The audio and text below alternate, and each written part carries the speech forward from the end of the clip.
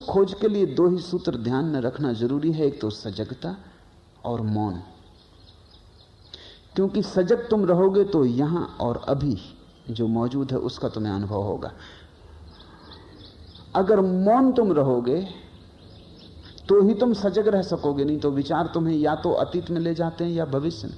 एक बड़ी प्राचीन कथा है, शायद तुमने कभी पढ़ी हो तो भी तुम समझ ना पाए होगे, क्योंकि वो कहानी इस ढंग से कही गई है कि उसे अज्ञानी पढ़ें तो मनोरंजन समझें, ज्ञानी पढ़ें तो जीवन का परम रहस्य बन जाए। तुमने बैताल पच्चीसी का नाम सुना होगा। तुम कभी सोच भी नहीं सकते कि वो भी कोई ज्ञानियों की बात हो सकती है, बैताल पच्चीसी। पर इस देश ने बड़े अनूठे प्रयोग किए हैं। इस देश ने ऐसी किताबें लिखी हैं जिनको बहुत तलों पर पढ़ा जा सकता है, जिनमें परत दर परत अलग अलग अर्थ हैं, जिनमें एक साथ 2, 3, 4 और 5 अर्थ दौड़ते रहते हैं, जैसे एक साथ 5 रास्ते चल रहे हों, पैरेलल, समानांतर। तो जिसकी जो सुविधा हो, एक छोटा बच्चा भी बैताल पच्चीसी पढ़ के प्रसन्न होगा और परम ज्ञानी भी पढ़ के प्रसन्न होगा। खोजी को मार्ग मिल जाएगा, पहुंचे हुए को मंजिल की प्रतिभिज्ञा होगी। जो नहीं खोजी, नहीं पहुंचा हुआ है, उसके लिए सिर्फ चित्त का मनोरंजन होगा, वो भी क्या कम है, थोड़ी देर को मन बहलाव हो जाएगा। बैताल पच्चीसी की पहली कथा है। 25 कथाएं बड़ी अद्भुत हैं, लेकिन पहली तुमसे कहता हूं। पहली कथा है कि सम्राट विक्रमादित्य के दरबार में एक फकीर आया। सुबह का वक्त था। रिवाज के अनुसार लोग सम्राट को भेंट चढ़ाने सुबह सुबह आते थे। उस फकीर ने भी एक जंगली सा दिखाई पड़ने वाला फल सम्राट को भेंट किया। सम्राट थोड़ा मुस्कुराया भी। इस फल को भेंट करने के लिए इतने दूर आने की जरूरत भी क्या थी, लेकिन फकीर है, फकीर के पास कुछ और हो भी नहीं सकता, तो उसने स्वीकार कर लिया। पास में बैठे वजीर को वो देता जाता था जो भी भेंट आती थी, उसने उसे दे दिया। ये क्रम 10 वर्षों तक चला। वो फकीर रोज सुबह आता और रोज वही उसी तरह का फिर एक जंगली फल ले आता। 10 वर्ष, और रोज सम्राट वजीर को फल दे देता। न तो उसने कभी पूछा, क्योंकि सैकड़ों सुबह भेंट लेने वाले देने वाले लोग थे, फुर्सत भी ना थी, समय भी ना था, और इस फकीर से पूछने जैसा भी कुछ नहीं लगा। पर एक दिन पास ही सम्राट का पाला हुआ बंदर भी बैठा हुआ था, और सम्राट ने वजीर को फल न दे के बंदर को दे दिया। बंदर ने फल खाया और उसके मुंह से एक बहुत बड़ा हीरा जो फल में छिपा था नीचे गिर गया। सम्राट तो चौंका, इतना बड़ा हीरा तो उसने देखा भी नहीं था। वजीर से कहा कि बाकी फल कहां है? वजीर ने ये सोचा था कि जंगली फल है, पर फिर भी उसने सोचा कि सम्राटों के पास संभल के रहना पड़ता है, तो एक तलघरे में वो फेंकता जाता था, क्योंकि फलों का करोगे क्या, जंगली थे, खाने योग्य भी नहीं लगते थे, स्वाद भी ठीक नहीं था। तलघरा खोला गया, भयंकर बदबू से भरा था, क्योंकि सारे फल सड़ गए थे, लेकिन उन सड़े हुए फलों के बीच हीरे चमक रहे थे। ऐसे हीरे कभी सम्राट ने देखे नहीं थे।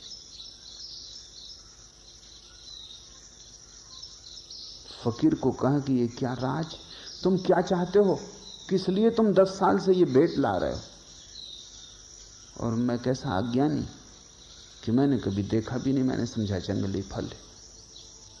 उस फकीर ने कहा, होश ना हो तो जिंदगी ऐसे ही चूक जाती है। दूसरी समानांतर अर्थ की धारा शुरू होती। उस फकीर ने कहा, रोज ही जिंदगी लाती है, लेकिन जंगली फल समझ के तुम फेंकते चले जाते, और हर फल के भीतर हीरा छिपा है जैसा तुमने कभी देखा नहीं। खैर, जो हुआ हुआ, अब पीछे की तरफ मत जाओ, अन्यथा फिर तुम चूक जाओगे।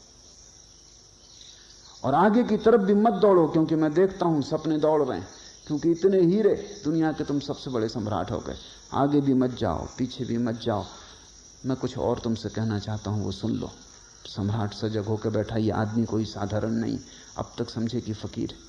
जिंदगी साधारण नहीं है, और जिंदगी ने तुम्हें जो दिया है वो बिल्कुल असाधारण, लेकिन तुम्हें होश नहीं। तुम हंसोगे कि 10 साल तक ये आदमी क्यों बेहोश रहा। तुम कई जन्मों से हो। राजा वीर विक्रमादित्य तुम भी हो। हजारों साल से तुम ऐसे ही बैठे हो और जिंदगी रोज फल दिए जा रही। हर पल छिपा हुआ जीवन का हीरा तुम्हारे पास आता। अब ये कोई साधारण आदमी ना था। राजा संभल के बैठ गया। उसने कहा कि कहो, तुम्हारी एक एक बात सुनने जैसी। उसने कहा कि मैं 10 वर्ष से आ रहा हूं इसी प्रतीक्षा में कि किसी दिन तुम जागोगे, क्योंकि मैं एक ऐसा आदमी चाहता हूं जो वीर हो, वो तुम हो। इसलिए विक्रमादित्य का नाम है वीर विक्रमादित्य। सिर्फ 2 आदमियों को भारत ने वीर कहा है, एक महावीर को, एक विक्रमादित्य को।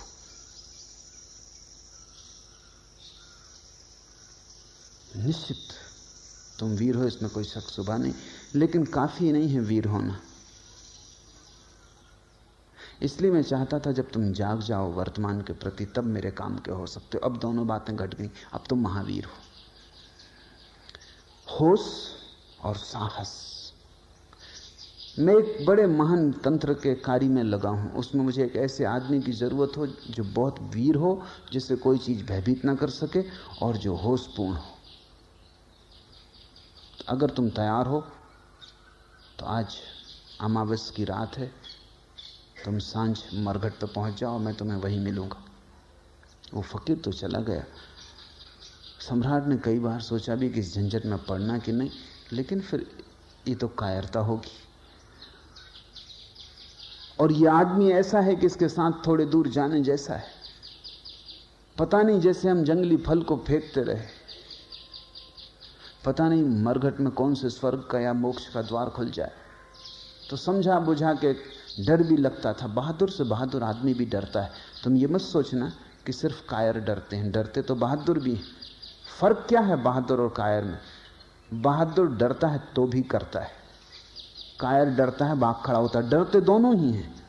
डरने के संबंध में कोई फर्क नहीं, क्योंकि जो डरे ही नहीं वो तो बहादुर भी क्या उसको कहना। वो तो लोहे लकड़ी का पत्थर का बना हुआ आदमी है, वो बहादुर भी नहीं है जो डरे ही ना। डर तो स्वाभाविक है, लेकिन बहादुर डर को किनारे पर रख देता और घुस जाता है, और भयभीत डर को सिर पर रख लेता, भाग खड़ा होता है। खैर आधी रात विक्रमादित्य पहुंच गया मरघट पर। बड़ा डर लगता था, बड़ी भयंकर रात थी, और साधारण रात नहीं मालूम होती थी। कभी मरघट आया भी नहीं था, महलों में ही सदा रहा था। मरघट सिर्फ शब्द ही था। तुम भी कभी रात अमावस की आधी रात मरघट जाओ, तब तुम्हें शब्द का अर्थ पता चलेगा। शब्दकोश में इसका अर्थ नहीं लिखा है। मरघट एक बड़ी अनूठी घटना है। चारों तरफ रहस्य, भय, खतरा, भूत प्रेत, चीख पुकार, और वो तांत्रिक फकीर अपना मंडल रच के बैठा है, नग्न। खोपड़ियां, एक जिंदा लाश को काट रहा है। उसने सब इंतजाम अपना कर रखा है जो उसे करना है। सम्राट से उसने कहा, आ गए ठीक। यहां से थोड़ी दूर, वो दूर दिखाई पड़ने वाला जो वृक्ष है, वहां एक लाश लटकी हुई। तुम्हें उस लाश को वृक्ष से उतार के ले आना है, लेकिन ध्यान रखना, सजग रहना और शांत रहना, क्योंकि जरा चूके कि ये कृपाण की धार पे चलना है। जरा चूके कि गए, फिर मैं भी सहायता न कर सकूंगा। धड़कती छाती से विक्रमादित्य उस वृक्ष के पास पहुंचा। वहां बड़ा भय लगने लगा उसे, क्योंकि वहां कोई भी ना था, बिल्कुल अकेला था। और उस बड़े वृक्ष में लाशें लटकी हुई थी, एक नहीं 25। बड़ी बदबू आ रही थी। किसी तरह नाक को अवरुद्ध करके वृक्ष पर चढ़ा। हाथ पैर कप रहे थे, वृक्ष पर चढ़ना मुश्किल था। किसी तरह उस लाश की डोरी काटी। वो लाश जमीन पर धम से नीचे गिरी। न केवल गिरी, खिलखिला के हंसी। विक्रमादित्य के प्राण छूट गए होंगे। सोचा था मुर्दा है तो जिंदा मालूम होता है, और जिंदा भी अजीब हालत में है। घबराया हुआ नीचे आया और उससे पूछा, क्यों हंसे, क्या मामला है? बस इतना कहना था कि लाश उड़ी, वापस जाके वृक्ष से लटक गई। और लाश ने कहा कि शांत होना तो ही तुम मुझे उस फकीर तक ले जा सकोगे। तुम बोले, चूक गए। दोबारा लाश को काट के नीचे लाया। बड़ा मुश्किल था चुप रहना, क्योंकि जब आदमी को भय लगता तब वो कुछ बोलना चाहता। बोलने से भी थोड़ी राहत मिलती। गीत गुनगुनाने लगता है, थोड़ी हिम्मत बढ़ती। मंत्र पढ़ने लगता है, राम राम जपने लगता है। कोई सहारा चाहिए। अब बोलना भी नहीं, शांत भी रहना। भयंकर सन्नाटा और चारों तरफ मौत। शायद आदमी इसीलिए अतीत की सोचता है, भविष्य की सोचता है, क्योंकि डरता है। वर्तमान के क्षण में जीवन भी है और मौत भी, दोनों। क्योंकि वर्तमान में ही तुम मरोगे और वर्तमान में ही जीते हो। न तो कोई भविष्य में मर सकता है, न भविष्य में जी सकता। तुम भविष्य में मर सकते हो, जब मरोगे तब अभी और यहीं वर्तमान के क्षण में मरोगे। आज मरोगे, कल तो कोई भी नहीं मरता। कल तो मरोगे कैसे, कल तो आता ही नहीं। जब मर नहीं सकते कल में, तो जियोगे कैसे? कल का कोई आगमन ही नहीं होता, कल है ही नहीं। जो है वो अभी और यहां। बोले कि चूक जाते हो, सोचे कि चूक जाते हो। बड़ा कस के उसने अपने को रोका। आदमी बहादुर था। मुर्दा नीचे फिर से काट के गिर पड़ा। भयंकर खिलखिलाहट की आवाज आई, छाती कप गई। नीचे उतरा, मुर्दे को कंधे पर रखा, चलने लगा। मुर्दे ने कहा, सुनो, राह लंबी, रात अंधेरी, और तुम्हारा बोझ हल्का करने के लिए एक कहानी कहता हूं। ऐसी पहली कहानी। उसने कहा कि 3 युवक थे, ब्राह्मण।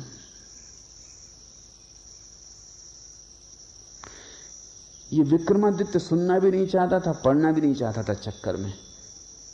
क्योंकि जब तुम सुनो तो पता नहीं बीच में बोल उठो या कुछ हो जाए, या कम से कम सुनने में लग जाओ और जो तुमने संभाल रखा है अपने को वो चूक जाए। क्षण में चूक सकती है बात। मगर इससे नहीं कहना भी ठीक नहीं, क्योंकि नहीं कहते ये लाश उठेगी और फिर वृक्ष पे चढ़ना पड़ेगा, फिर काटो। तो वो चुप ही रहा और वो मुर्दा कहानी कहने लगा। उसने कहा, एक गुरु के आश्रम में 3 युवक थे। तीनों ही गुरु की लड़की के प्रेम में पड़ गए। कहानी में रस आने लगा। प्रेम की कहानी में किसको रस नहीं आता? विक्रमादित्य थोड़ा बेहोश होने लगा। संभाल रहा है, लेकिन उत्सुकता जग गई जिज्ञासा की। फिर क्या हुआ? तीनों एक से थे, योग्य थे, अप्रतिम थे, प्रतिभाशाली थे। गुरु मुश्किल में था कि किसको चुने। युवती भी मुश्किल में थी कि किसको चुने। कोई उपाय न देखकर युवती ने आत्महत्या कर ली।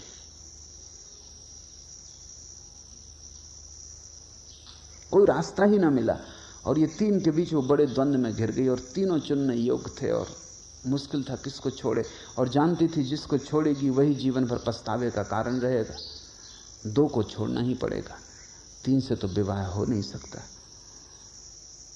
बड़ी अड़चन थी, हल कोई था ना। हल न देख के आत्महत्या कर ली। लाश जलाई गई। एक युवक उन 3 में से तो मरघट पर ही उसी राख के पास रहने लगा।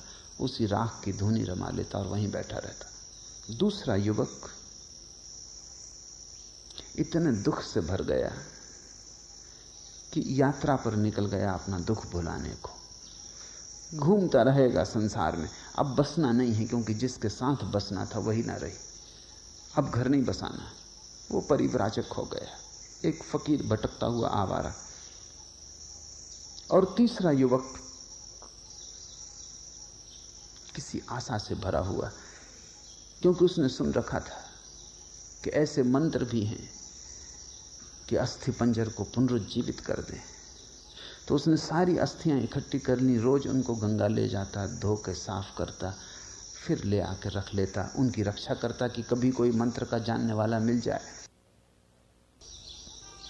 वर्षों बीत गए। जो घूमने निकल गया था यात्रा पर, उसे एक आदमी मिल गया जो मंत्र जानता था। उसने उससे मंत्र सीख लिया, मंत्र का शास्त्र ले लिया, भागा।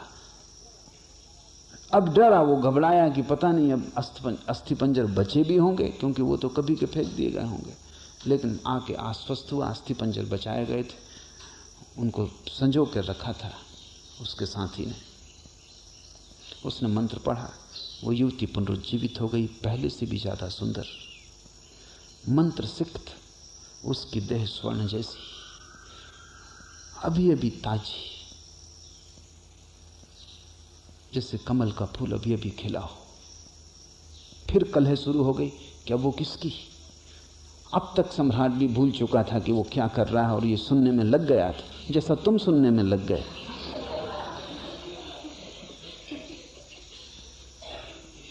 उस मुर्दे ने पूछा कि सम्राट गौर से सुनो, क्योंकि फिर झगड़ा खड़ा हो गया। अब सवाल है कि इन तीन में से युवती किसकी? तुम्हारा क्या ख्याल है? और अगर तुम्हारे भीतर उत्तर आ जाए, और तुमने अगर उत्तर न दिया तो तुम इसी क्षण मर जाओगे। हाँ, उत्तर ना आए कोई हर्जा नहीं। बड़ा मुश्किल है उत्तर का ना आना। आदमी का इतना बस थोड़ी है अपने मन पर। कोई बुद्ध पुरुष हो तो ना आए, ठीक है, सुन लिया प्रश्न, उत्तर ना आया, कोई हर्जा नहीं। विक्रमादित्य बड़ी मुश्किल में पड़ा। उत्तर तो आ रहा है। बुद्धिमान आदमी था, तर्कनिष्ठ था, समझदार था, शास्त्र पढ़े थे, तर्क साफ था। अब वो बड़ी मुश्किल में पड़ गया। उसने कहा कि बोल, अगर उत्तर आ रहा है तो बोल, अन्यथा इसी वक्त मर जाए। तो उसने कहा उत्तर तो आ रहा है, इसलिए बोलना ही पड़ेगा। उत्तर मुझे ये आ रहा है कि जिसने मंत्र पढ़ के युवती को जगाया वो तो पिता तुल्य है, उसने जन्म दिया, इसलिए वो विवाह नहीं कर सकता, वो तो कट गया। जिसने अस्थियां संभाली और रोज गंगा में स्नान कराया वो पुत्र तुल्य है, कर्तव्य है, सेवा, उससे शादी नहीं हो सकती। प्रेमी तो वही है जो धूनी रमाए, राख लपेटे, भूखा प्यासा मरघट पे बैठा रहा, न कहीं गया न कहीं आया। विवाह तो उसी से। लाश छूटी, जाके वृक्ष से फिर लटक गई, क्योंकि ये आदमी बोल गया। ऐसी 25 कहानियां चलती।